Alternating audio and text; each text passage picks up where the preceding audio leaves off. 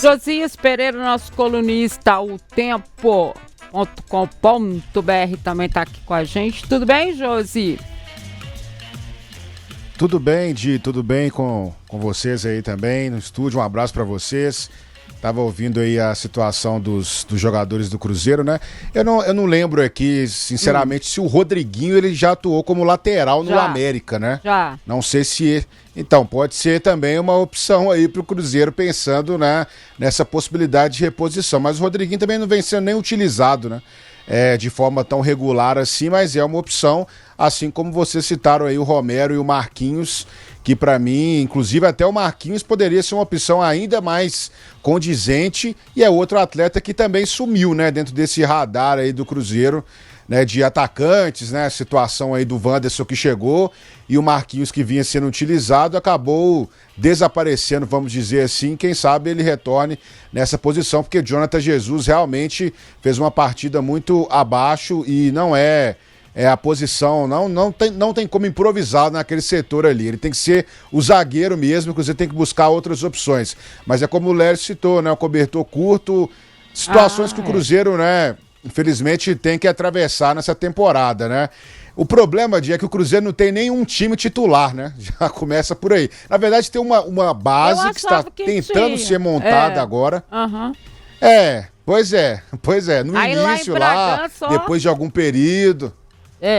já foi, a coisa já começou a complicar, né? Foi. Mas realmente é inconstância, né? O Cruzeiro é um time muito inconstante, são números muito ruins, né? O Rafa falou aí, uma vitória só como visitante é uma coisa assim... o Cruzeiro é pouquíssima coisa, né? São 5 vitórias no ano, uma vitória como visitante, ou seja, é um time que vive aí altos e baixos, não consegue ter essa constância, né, que é tão pregada, e vai sofrendo justamente por ter deixado situações aí para trás, né? Jogos complicados, jogos ruins. Mais uma vez o Cruzeiro na Copa Sul-Americana sofrendo, assim como foi no ano passado, que o Cruzeiro teve que fazer uma campanha de remontada aí violenta para conseguir chegar bem, né? E classificou bem, né? E no prazo oitavas de final até chegar à final. Quem sabe agora o Cruzeiro consiga fazer isso novamente aí começando pelo Palestino, que perdeu para o Mushuc Una, né? Então, assim, é um time que também é acessível. Dá pro Cruzeiro vencer essa partida, né? Não é possível. O Cruzeiro tem que fazer valer aí também a sua força como o time também mais milionário do grupo, né? Da chave, e vencer a equipe do Palestino para começar uma nova história dentro da Copa Sul-Americana. Ô, Rafa, como que é o futebol, né? Todo mundo que viu esse grupo do Cruzeiro, né? Quando do sorteio olhou e falou, não, né? Ok. Vai ser um grupo aí que ele pode ter uma lima aqui e tal, mas não vai deixar de fora.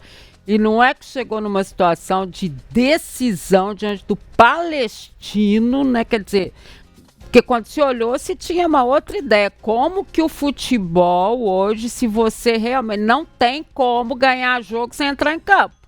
Não tem, ninguém ganha de véspera, né? Só quem morre de véspera é peru, não é verdade? Fora isso, é ali, é jogado e tal. Você acha que o Cruzeiro inicialmente, ele pensou o quê quando ele viu aquele grupo? Eles tinham consciência de que essas situações poderiam acontecer? Ou estava ainda naquele auê ali, vamos lá, todos nós e tudo mais? Di, acho que não estava no auê, né? Porque quando começou a Sul-Americana, o Cruzeiro já não estava bem, né? Já tinha uma responsabilidade para conseguir os primeiros pontos. De fato, o futebol não encaixou, né? Agora, com essa ideia de time do Leonardo Jardim, pelo menos a gente consegue ver um Cruzeiro mais competitivo, né? Pelo menos isso a gente consegue ver. E se o Cruzeiro não igualar na competitividade contra os adversários, isso vai sempre resultar em resultado negativo, né? Não tem como. Não tem como. É verdade. O Cruzeiro, se perder na competitividade, não basta só ter técnica, né? A gente viu isso muito contra o Mushuc Una, especialmente, né? Aquele jogo no Mineirão em que não teve a presença do torcedor, que acaba inflamando também um pouquinho mais os jogadores. Foi um conjunto de fatores, mas foi, sem dúvida, uma das piores partidas, se não a pior partida que eu vi do Cruzeiro jogando no Mineirão, né? Então, falta muito essa competitividade. Não acho que o Cruzeiro menosprezou o grupo, não acho que seja isso. Faltou, de fato, o encaixe, principalmente a competitividade. Faltou futebol, né, Lélio? Demais. Naquele jogo aqui contra o time do Equador foi uma coisa assim. E olha que eu hoje mais cedo estava até comentando, viu, Dimara? Pra mim, nesse jogo aí é que o Omar Feitosa foi demitido. Porque a discrepância física, tamanho, né? Isso, parte atlética e fôlego. Assim, foi um negócio discrepante naquele jogo. Aquele time parecia que tava, sabe, todo mundo turbinado ali, não é possível. E todas as divididas eles ganharam praticamente. E o Cruzeiro, vou te falar, se o time fosse melhor, teria perdido feio aqui no Mineirão. A verdade é essa. Mas ainda a possibilidade de classificação e com 4 vitórias consecutivas, dificilmente o Cruzeiro deixaria de estar nas oitavas de final da Copa Sul-Americana. Vamos ver o que o time arruma e lembrando, né, que ele pode se classificar como o segundo melhor colocado e está num playoff contra uma equipe que vem da Libertadores. Depois de passar por um grupo desse e parar num playoff, pra ver, olha, ok, que tá valendo, isso é regra da competição e tudo mais, mas vou te dizer, viu, Dani? Assim, na verdade o grupo, é o que eu falei, por exemplo, toda vez que é sorteado, Sul-Americana, Libertadores e tal, gente, não existe facilidade, não é que os times vão passear, vão sobrar, porque tem logística, tem um monte de coisa aí que envolve, não é só, a gente falasse assim, futebol por futebol, jogando no Mineirão, beleza, aí ok, mas tem logística, tem um monte de coisa e tal, então não dá pra... Agora, o grupo é extremamente acessível, né? Não é um grupo com bicho de 7 cabeças aí. Não tem nada de outro planeta nesse grupo. Então o Cruzeiro poderia sim. O Cruzeiro, neste momento, pra mim, deveria estar com 6 pontos, brigando por mais 3 amanhã, quinta-feira. Não dá pra pensar em outra coisa. Estamos falando de um bicampeão da América, jogando contra o Unión, Santa Fé, o time argentino, beleza, mas é um time argentino que não está nem na primeira nem na segunda prateleira do futebol argentino hoje.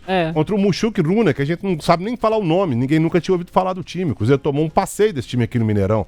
E agora vai jogar contra o Palestino, que ok, pra mim é o time um pouco mais cascudo aí do grupo, é que o Cruzeiro é mais tradicional, é mais time, tem mais investimento. Então é complicado, né? O Cruzeiro chegou num ponto de lambança aí que agora tem que vencer o Palestino, tem que conquistar ponto, tem que pelo menos empatar.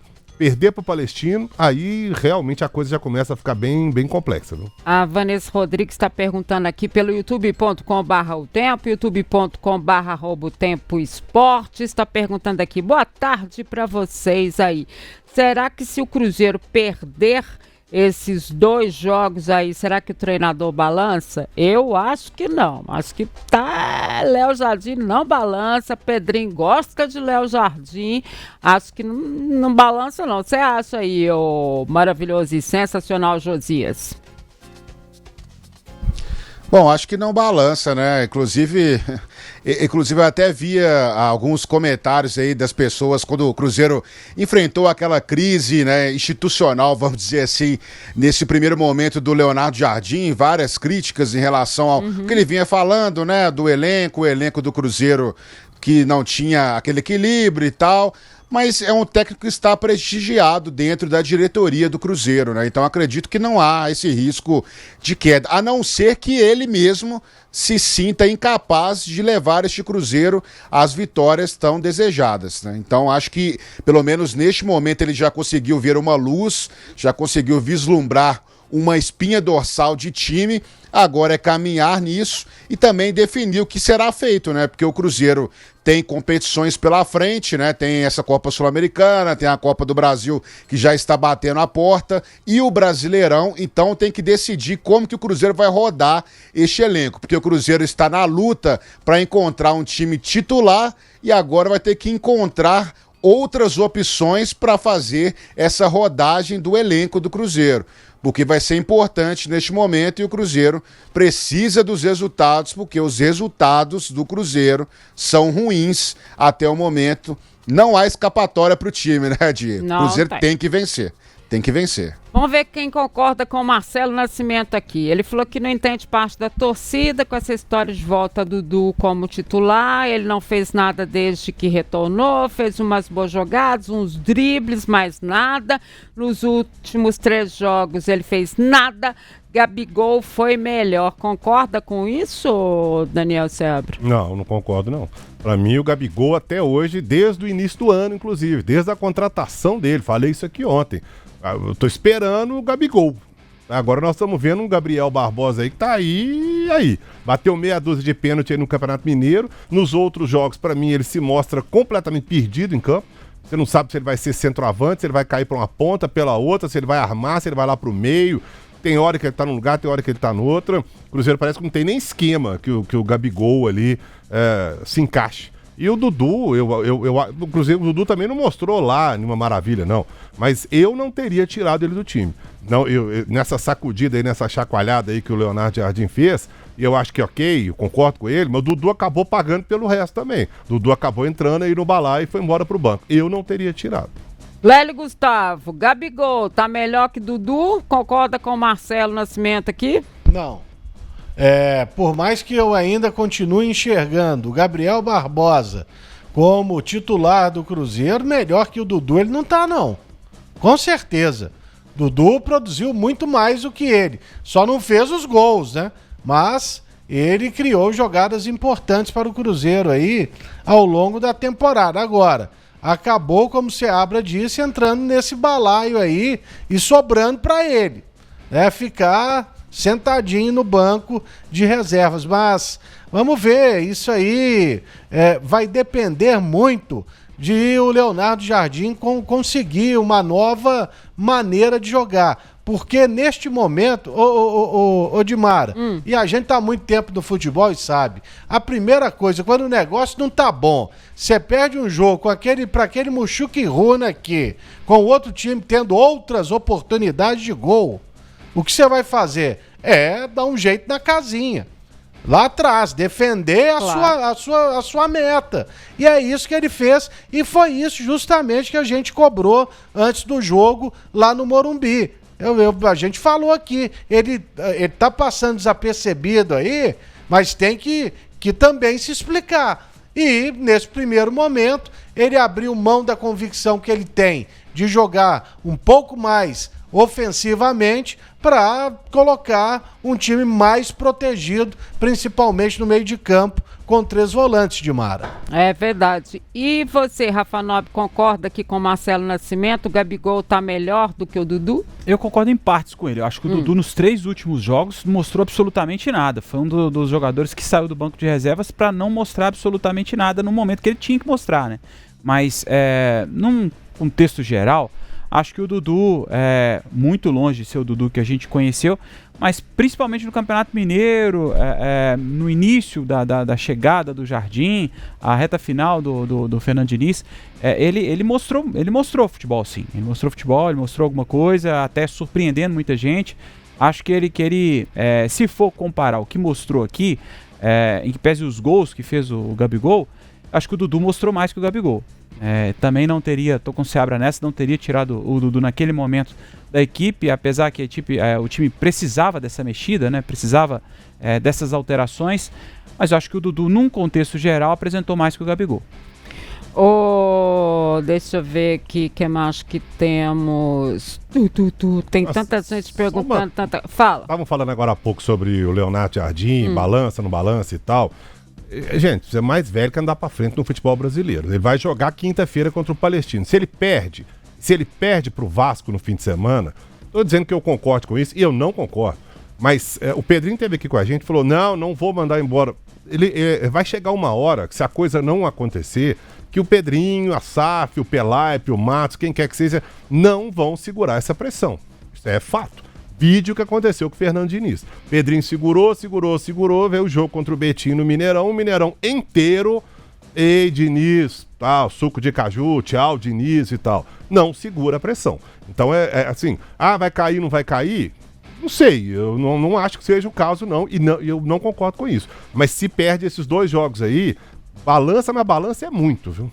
Eu sei lá, eu já até acho que ele não cai, não. Não, cair também não sei não, Léo. Mas balançar, Mas você sabe por quê, Seabra? Não, balançar, balança todo dia. Todo dia tá ali, né, tá balançando, mas quando vier a palavra prestigiar que você pode ficar realmente temeroso.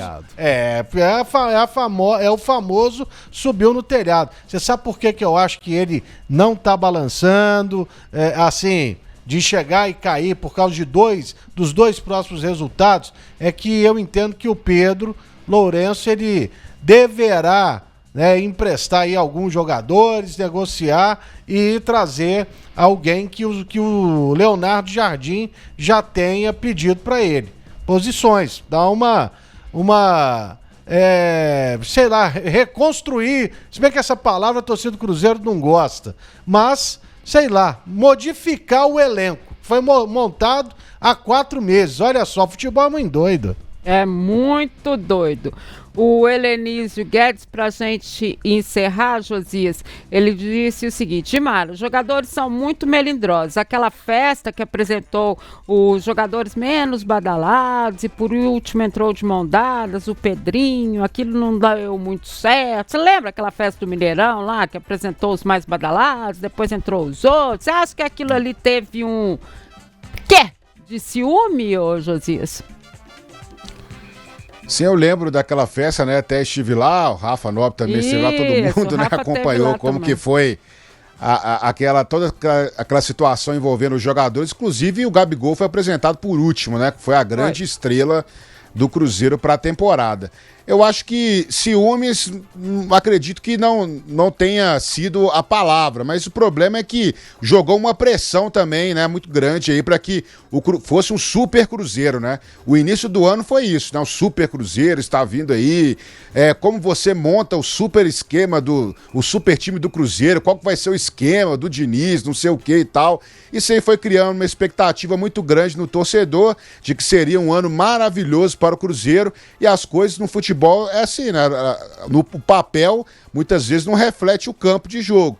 E o Cruzeiro tinha contratações realmente midiáticas e isso não influenciou, realmente não vem influenciando nos resultados que o Cruzeiro tem aí apresentado ao longo da temporada, né? A situação do Dudu aqui, eu acredito que ele jogou mais, né, do que o Gabigol. O Gabigol tem um problema claríssimo desde o ano passado, né, o problema do Gabigol o que aconteceu com o Pedro, né? O Pedro é 1000 vezes melhor que o Gabigol.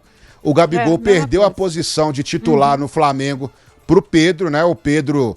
A gente não tem nem o que falar do Pedro, né? O Pedro voltou esses dias, ele já fez 2 gols. O cara fez 30 gols o ano passado e ele continuou como o maior artilheiro do Brasil praticamente por um longo período, mesmo lesionado. E o Gabigol, ele completamente se perdeu dentro do elenco do Flamengo, porque ele não sabia mais atuar na posição que não é a dele, né?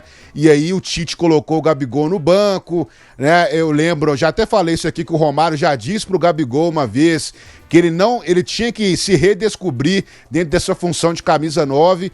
E o Cruzeiro, a gente tem visto essa dificuldade do Gabigol, porque a gente não sabe realmente se ele é um centroavante, ou se ele tá jogando de segundo atacante, ou se ele vai cair pela ponta. Ou seja, o Gabigol, nesse momento, ele precisa se redescobrir no futebol. Essa é a lógica do Gabigol nesse sentido, porque realmente ele tá tendo muitas dificuldades, porque hoje ele não sabe se é um atacante de fato, um centroavante, ou se ele é mais um segundo atacante. Então esse é o problema também que o Jardim precisa solucionar em relação ao Gabigol, e a gente tem visto que nesse momento colocar o Gabigol é praticamente ter um a menos, né? Porque ele não volta para marcar. Então o Cruzeiro tá sofrendo bastante porque o Dudu também não tem essa característica de marcação, e o Wanderson, apesar de ser muito... Eu vou falar sinceramente, eu acho o Wanderson um jogador fraco, limitado, mas ele é um jogador que marca. Então, assim, essa é a dificuldade que o Cruzeiro tem hoje em dia. Se essas estrelas não conseguirem dar o rendimento necessário, que é o rendimento para atacar e também defender, o Cruzeiro vai ficar fragilizado, vai ficar aberto e não vai conseguir fazer as coisas que precisa fazer para evitar né, de tomar gols, que esse também é o grande problema do Cruzeiro, é gol o tempo inteiro, é gol de falha, é gol de bola aérea, é gol da entrada da área, né, tudo acontecendo de forma assim, bem estranha no Cruzeiro em relação a fechar essa defesa, apesar de que eu acho que o Cruzeiro tem bons zagueiros, né? A performance deles não é tão ruim assim, né? O Jonathan Jesus jogou bem em vários jogos da temporada, o Fabrício Bruno, pra mim, é um cara que encaixou muito bem no Cruzeiro, mas o problema é que o Cruzeiro não tem proteção, né? E agora tentando esses 3 volantes para tentar dar essa mexida aí no time, mas os atacantes também precisam ajudar na marcação, porque senão o Cruzeiro não vai conseguir ter uma unidade, e esse é o problema de jogar com Gabigol e Dudu neste momento, pelo menos pra mim, né? Valeu, Josias, nos falamos mais durante a semana, tá bom? Obrigada. Um abraço, Dia, até mais.